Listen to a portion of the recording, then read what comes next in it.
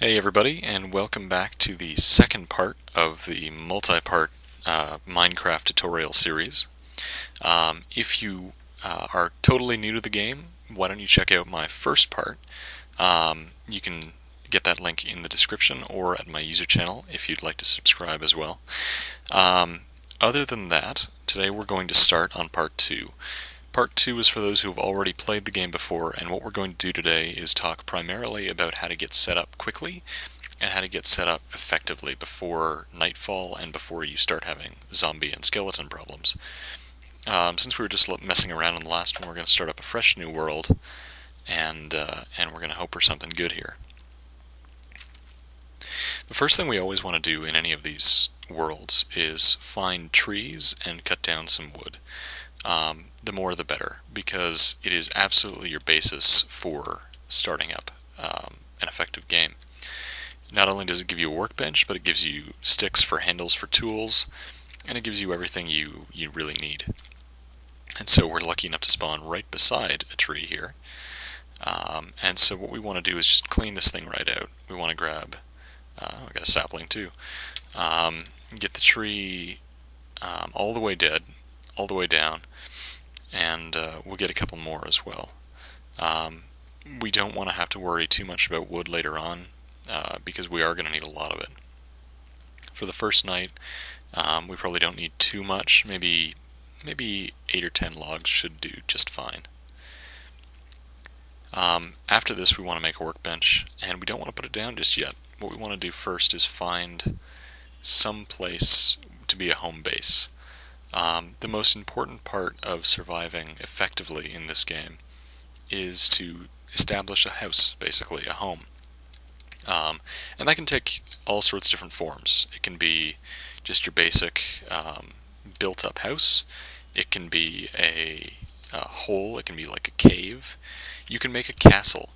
I've made castles before, and I've made houses, and I've always found the most effective thing to do is to find a big mountain and to dig a hole straight in the side of the mountain, and use that as your house. Not only can you dig into the earth there for iron and everything, and diamonds later on, from the safety and comfort of your own home, but it's nice and defended, and you don't need to worry about exploding people, which do happen later at night, and all of this.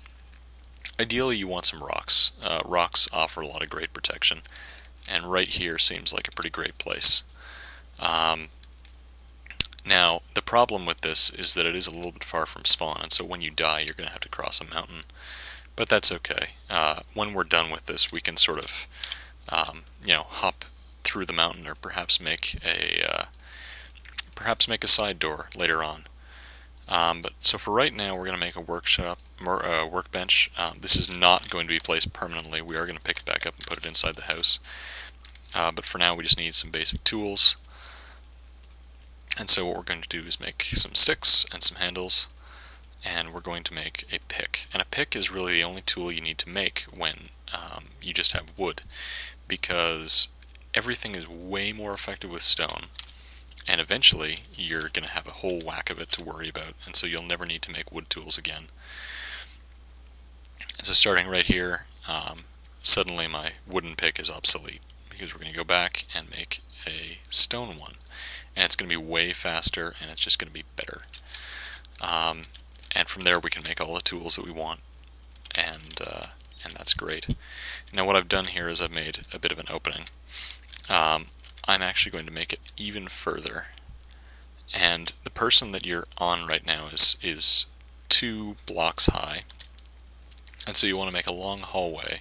Oh, and this is great, we've got coal here too. You want to make a long hallway that you can flesh out later. You're going to have lots of time to do stuff when night falls, because of course you don't want to be outside. You don't want the zombies on you. And so you can just hang out in your house, carve it out, make whatever you want, decorate it as you like.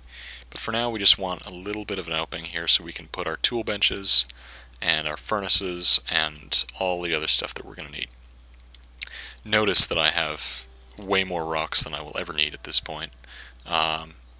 And I'm getting a whole bunch more soon. So stone is never going to be your problem. That's why you don't need to make very many wood tools. So we're going to start off here, pick that tool bench right back up, put it in the house. And off to the side I like right there. This is going to be a space for a door. We do want to build a door because it's just a nice, easy way of restricting enemies from getting in. We could just put a block here and make it one thing tall, or not wide enough, or what have you. But we would have to unseal it and seal it every night when we wanted to get back in. So for now, a door is the best way. How do you make a door? You go in here to your workbench, and very simply, you've got a door. And so we're just going to take that door and we're going to stick it on our house, and we're done. Right click or left click opens her up and closes it. Perfect. So what we have here is a nice little base, and tonight we're going to carve out this whole area, which is going to make it nice and easy for us to, occupy ourselves while there are zombies and skeletons outside. Now, a really important resource, and I'm really glad we picked this cave, is coal. Coal is huge, and it seems like we've got a really rich deposit here. That's really great. Coal is huge because it's the only source of light when you are at night, or in a dark mine. You don't need a workbench to be crafting torches. You can do them wherever, and they're great to have around. You can make them inside right now, and they just hang on the walls. They're lovely little things. Make it much lighter in here, and when eventually we get in here, it'll be much easier to operate. And find our house again, for that matter. Should we ever get lost, we put some torches on the outside so that we know. They're not much use now, but they will be later. Now, what do we need before night falls? The best thing to do is to get some wood and to get some stone. We have a lot of stone. You need 3 major things before night falls. You want a treasure chest so that you can store things, because storage is key. You're eventually going to have a million things you don't know what to do with, and you're not going to be able to carry them, and so this is the best way. This is a great location, actually, because there is a lot of coal around here, and we are going to need a lot of coal later on, because of course things like mine carts need coal to run, or the powered ones anyways, and so do furnaces. So this is just a beautiful location. We got trees, we got everything we need out here. Now let's make some stone tools real quick. I just want to see where the sun is. It'd be useful to know, but whatever. It's still light, so that's all that matters. We're going to move in here and we're going to make our furnace. Nice and easy. And we're going to put it right beside the door next to the workbench. I like to do anyhow, because over here I'm going to put the treasure chest. And so the furnace doesn't have a whole lot of use for us right at the moment, but it will. Now how much wood do we have? We have enough. Treasure chests are also really nice to have because you can store all sorts of things with them. And usually I like to make a big one. It doesn't take too long to get all that wood, so that's fine. Big treasure chests happen when you put 2 small ones together, and just like this. And it becomes absolutely huge. You can put tons of stuff in here. It's probably more space than you're going to need for a long time. Anyhow, what else do we need today? We need weapons. Never mind. Let's stay indoors for a second. First thing we want to kill things efficiency is a sword. And then we're going to want an axe for cutting down some more trees, as well as probably a shovel for some of that pesky dirt that we want to get rid of. We won't necessarily need all of these right now, but it's good to have, and stone is very, very easy to come by, very cheap to have, so not a big deal. What we want to do on our way around is we want to get bacon, we want to look for cows for leather, because we want to be able to heal with the pigs, and we want to be able to make armor. Armor is really key, especially because it's hard to make iron armor because you need a lot of iron, which comes a little bit later anyways. And in your first day it's really nice to have some good protection, which can only be gotten through leather at the moment.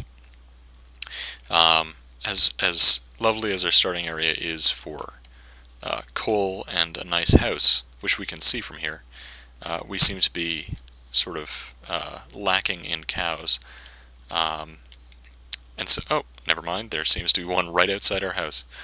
And so we'll go and see what we can get for leather. You do need quite a bit of leather to make a full set of armor. Of course, it doesn't give me any. So that's sort of a thing to do while you're waiting for the sun to go down. To prepare for the night, really all you need to do is get some more wood, because that's something you can't get inside. If you so desire to decorate, you can get some wool like this, and you don't need to kill the sheep, you just need to shear them. And they do grow it back. The other thing you do in the first day is you scout around your basic area here, not only looking for wildlife, but also for caves, which might have some iron or something else. Now, it's getting dark, and so I'm not sticking around. I do notice over here, though, that we've got a cave with a lot of coal in it, which is very useful later on. So, that's the basic gist of how to get set up quickly. Now, I'm not going to cover the night for the moment. Basically, what the night is going to entail is me sitting inside the house and carving it out while all the zombies knock at my door. And this little area will keep me safe and warm, and everything will be happy. So, until part 3, that is how you set up to be efficient when you start the game, and I hope you join me later. Now, as far as administrative stuff goes, I have some ideas for what I want to do for my part 3 here, but I don't have all sorts of ideas. And so, if you would like to put some ideas for what you need some help on in the comments, or what have you, go for it. I would love to hear some feedback, and that's all for now. I'll see you guys later for part 3.